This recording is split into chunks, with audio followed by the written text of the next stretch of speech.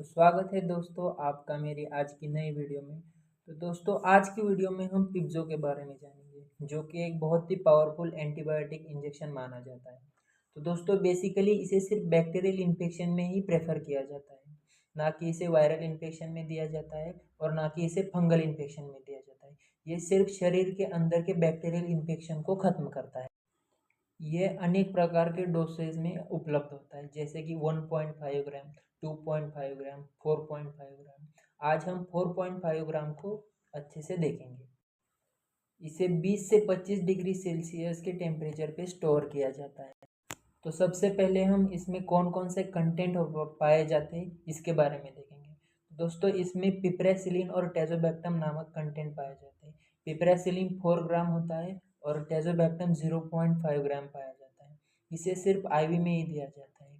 देखिए दोस्तों ये इस प्रकार एक पाउडर के फॉर्म में आता है और इस पाउडर को 20 ml स्टेराइल वाटर या NS के पानी में मिलाकर दिया जाता है। पर हॉस्पिटल में इसे 100 ml NS में या 200 ml NS में ही दिया जाता है, जो कि थोड़ा कम इफेक्टिव होता है पर उससे बॉडी पे कोई रिएक्शन नहीं होती। इसकी एक्शन और रिएक्शन दोनों उसके कंसंट्रेशन पे ही डिपेंड करती है।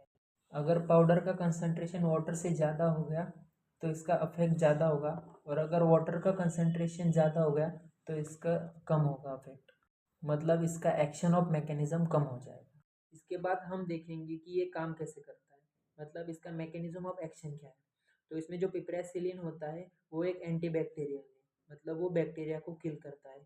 और टेजोबैक्टम क्या करता है, उसे बूस्ट करता है, मतलब उसकी पावर को बढ़ाता है।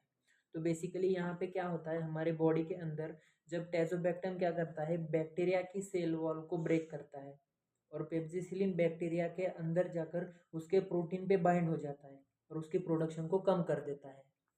मतलब यहाँ पे टेजोबैक्टम बैक्टीरिया की सेल वॉल को ब्रेक करता है। जैसे ही सेल वॉल ब्रेक हो जाती है पिप्रेसिलिन उस बैक्टीरिया के अंदर चला जाता है और उसके प्रोटीन पे बाइंड हो जाता है।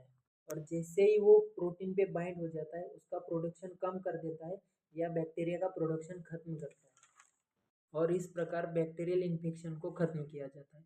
तो बेसिकली यहाँ पे क्या होता है, बैक्टीरिया की सेल वॉल की सिंथेसिस को रोका जाता है। ये Pipzo injection aerobic bacteria, anaerobic bacteria, gram positive bacteria और ग्राम निगेटिव बैक्टीरिया, इन 4 बैक्टीरियाओं में बहुत ही इफेक्टफुल माना जाता है। इन 4 प्रकार के बैक्टीरियल इन्फेक्शन में बहुत ही फायदेमंद माना जाता है। तो दोस्तों इससे आगे हम इसके यूजेस के बारे में जानेंगे, मतलब कौन कौन सी बीमारियों में इसे दिया जाता है। इसे हम हर एक बैक्टीरियल इन्फेक्शन वाले पेशेंट को दे सकते हैं, जैसे कि डायबिटिक फूड इन्फेक्शन हो गया या फिर यूटीआई हो गया। और दोस्तों इसे मोस्टली सर्जरी के बाद दिया जाता है, जैसे कि जिस जगह पर टाँके लगे हो या किसी के हड्डी में रॉड लगी हो या किस पेशेंट के जॉइंट पे क्लिप लगाया हो या कहीं पे टाँके लगे हो, इन जगहों पर इन्फेक्शन का खतरा रहता है। इसलिए सर्जरी के बाद पेशेंट को 3 से 5 दिनों तक पिप्जो चलाया जाता है। पिप्जो दिन में 2 बार दिया जाता है, सुबह और शाम को। इससे सर्जरी वाले पेशेंट को इन्फेक्शन का खतरा नहीं रहता।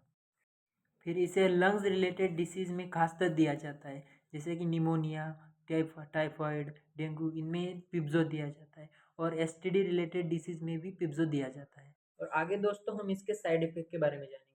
अगर ये हाई पावर का एंटीबायोटिक इंजेक्शन है तो इसके साइड इफ़ेक्ट तो होंगे ही। जैसे इसके साइड इफ़ेक्ट में देखा जाता है कि दस्त लगना, कब्ज़ होना, उल्टी जैसा होना, शरीर पर लाल धब्बे होना, एलर्जी होना, सांस लेने में दिक्कत आ जाना, ये सब देखा जाता है।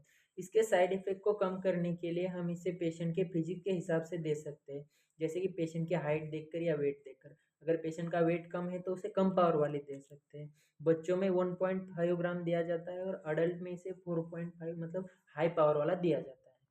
और आगे इसके साइड इफ़ेक्ट लीवर के रिलेटेड भी समस्या देखी जाती है, जैसे कि सीवियर लीवर डैमेज हो गया, जैसे कि लीवर के एंजाइम बढ़ जाना, डब्ल्यूबीसी का काउंट कम हो जाना, प्लेटलेट का काउंट कम हो जाना, ये सब समस्या इसमें देखी जाती है। पर 5-6 दिनों बाद जैसे आप पिप्जो का डोज ख़त्म करेंगे तो उसके बाद डब्ल्यूबीसी का काउंट लेवल पे आ जाएगा और प्लेटलेट का भी काउंट लेवल पे आ जाएगा। तो ये है दोस्तों हाई पावर एंटीबायोटिक इंजेक्शन पिप्जो। इसका कॉस्ट हमें पड़ता है 450 रुपीज़। थोड़ा कॉस्टली है पर पावरफुल है।